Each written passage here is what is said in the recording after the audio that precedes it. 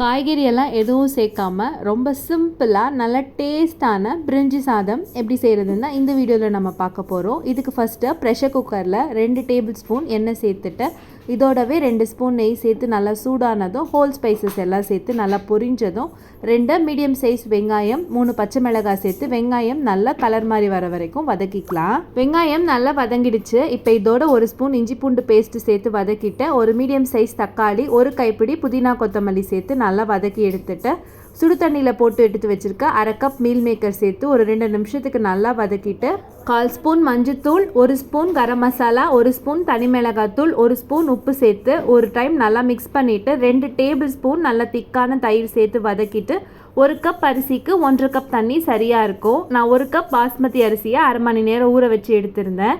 தண்ணி நல்லா கொதித்ததும் அரிசி சேர்த்து கலந்துட்டு மூடி போட்டு மூடி லோ ஃப்ளேமில் ஒரு விசில் விட்டு எடுத்தோம்னா பிரிஞ்சி சாதம் ரெடி.